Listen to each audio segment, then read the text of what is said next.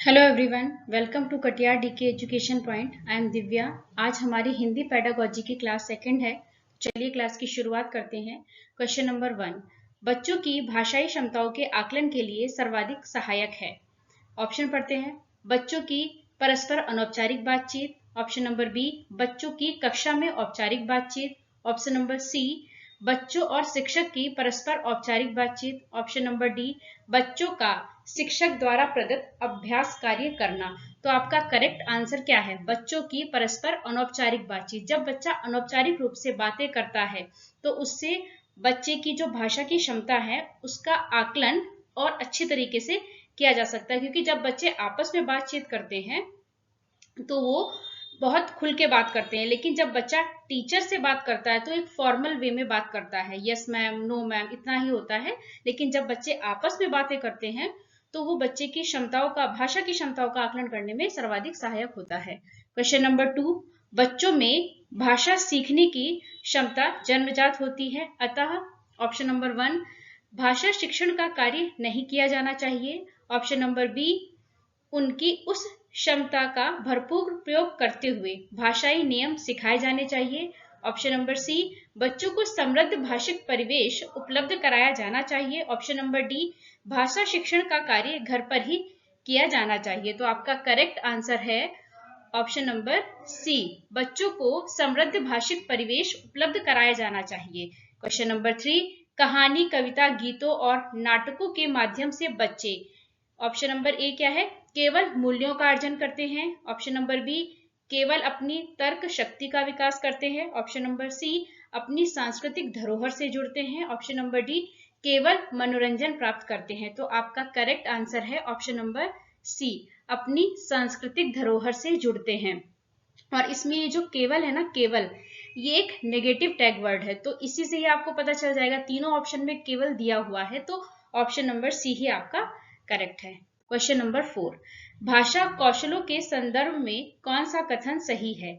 Option number A, सुनना, बोलना, पढ़ना और लिखना एक क्रम से सीखे जाते हैं। ऑप्शन नंबर बी, सुनना और पढ़ना निष्क्रिय कौशल है। ऑप्शन नंबर सी, पढ़ना और लिखना कौशल में कोई संबंध नहीं है। ऑप्शन नंबर डी, सभी कौशल एक दूसरे के साथ अंतर संबंधित होते हैं। तो आपका करेक्ट आंसर है ऑप्शन नंबर डी, भाषा के सभी कौशल एक दूसरे से अंतर संबंधित होते हैं।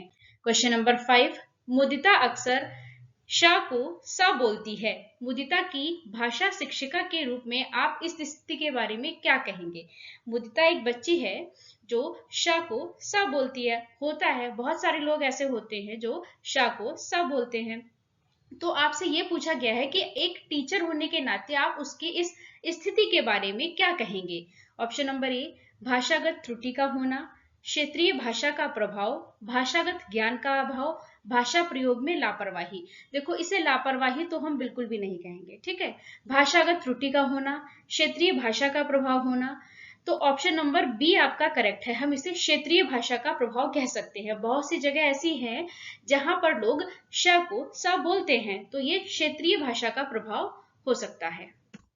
क्वेश्चन नंबर 6, निम्नलिखित में से कौन सा सिद्धांत राष्ट्रीय पाठ्यचर्या रूपरेखा 2005 के 5 निर्देशक सिद्धांतों में शामिल नहीं है? अब जो शामिल नहीं है, ये ध्यान रखने वाली बात है कि आपसे पूछा क्या गया है क्वेश्चन में, जो शामिल नहीं है वो बताना है। ऑप्शन नंबर ए, ज्ञान को विद्यालय के बाहर के जीवन से जोड़ना, बिल्कुल ठीक बात है। यह सुनिश्चित करना कि अधिगम रटंत अधिगम पर आधारित नहीं हो, यानी कि रटने वाला अधिगम नहीं होना चाहिए। ऑप्शन नंबर सी, पाठ्यचर्या को इस प्रकार से समृद्ध करना कि बच्चों के समग्र विकास में मदद करे और पाठ्य पुस्तक केंद्रित ना हो।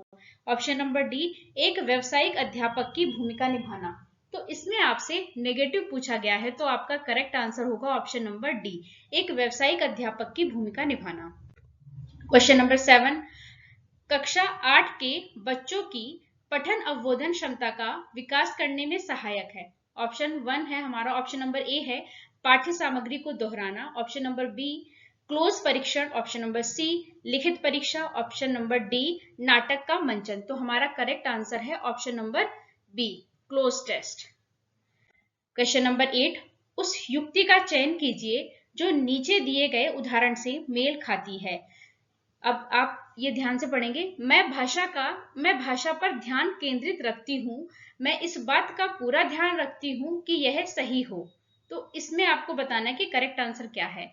पर भाषा व्यवहार है, ऑप्शन नंबर बी। याद करना है, ऑप्शन नंबर सी। पुनरावृत्ति करना है, ऑप्शन नंबर डी। स्वनिरीक्षण। तो आपका करेक्ट आंसर है स्वनिरीक्षण। क्वेश्चन नंबर 9, यह अंतर संबंधित और नियम शासित चिन्ह व्यवस्थाओं से बनी है, यह सामाजिक है और अभिव्यक्त करने, खोजबीन करने, अर्थ संप्रेषित करने के संदर्भ में सिर्फ मानव के पास है। यह क्या है? शिक्षा, भाषा, अधिगम, सिद्धांत। तो आपका करेक्ट आंसर है ऑप्शन नंबर बी, भाषा। क्वेश्चन नंबर 10, निम्नलिखित में से कौन सा भाषा के विषय में सही नहीं है? जो गलत है आपको वो बताना है। प्रत्येक भाषा की लिपि होती है, भाषा के लिए लिपि आवश्यक नहीं है। प्रत्येक भाषा का व्याकरण होता है। भाषा प्राथमिक रूप से मौखिक है। तो आपका करेक्ट आंसर है इसमें, ये आवश्यक नहीं है कि प्रत्येक भाषा की लिपि हो। तो आपसे इसमें गलत आंसर पूछा गया है कि जो सही नहीं है। तो इसमें दे रखा प्रत्येक भाषा की लिपि होती है, तो ये बात गलत है। आवश्यक नहीं है कि प्रत्येक भाषा की लिपि हो। क्वेश्चन नंबर 11, भाषा अर्जन और भाषा अधिगम में मुख्य अंतर है। ऑप्शन नंबर ए क्या है आपका? पाठ्य पुस्तक के अभ्यासों का अभ्यास करने का। ऑप्शन नंबर बी, स्वाभाविकता का। ऑप्शन नंबर सी, भाषा के नियमों को स्मरण करने का। ऑप्शन नंबर डी, भाषा लेखन के अभ्यास का। तो आपका करेक्ट आंसर क्या है इसमें? स्वाभाविकता का। क्वेश्चन नंबर 12, संविधान की 8वीं अनुसूची में शामिल है। अब आपको बताना है कि इसमें कौन सी भाषा शामिल है। तो आपका करेक्ट आंसर है option number c, Bodo.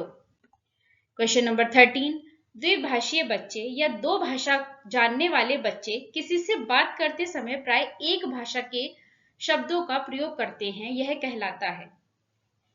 Question क्या कह रहा है आपसे कि कोई बच्चा है जो दो भाषा जानता है, दो भाषाओं को जानता है, लेकिन जब वो किसी से बात करता है तो वो एक ही भाषा के शब्दों का इस्तेमाल कर रहा है, मतलब एक ही भाषा के शब्दों को यूज करता है। तो इसे क्या कहते हैं? संकेत बदलना। इसका करेक्ट आंसर क्या होगा? ऑप्शन नंबर ए, संकेत बदलना। लेकिन यदि बच्चा दोनों भाषाओं के शब्दों का इस्तेमाल करता तो इसे क्या कहते हैं हम? संकेत मिश्रित करना। ठीक है। क्वेश्चन नंबर 14, बच्चे अपनी मातृभाषा का प्रयोग करते हुए हिंदी भाषा की कक्षा में अपनी बात कहते हैं, यह बात है। तो यह बात क्या है? स्वाभाविक, निंदनीय, विचारणीय, अनुचित।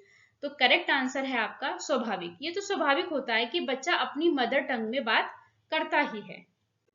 क्वेश्चन नंबर 15, भाषा के 3 रूप होते हैं। तो बताइए भाषा के 3 रूप कौन कौन से होते हैं? हमें पता है कि भाषा मौखिक भाषा, लिखित भाषा और सांकेतिक भाषा। भाषा के 3 रूप होते हैं। वीडियो अच्छी लगे तो लाइक करें, शेयर करें। Thanks for watching this video.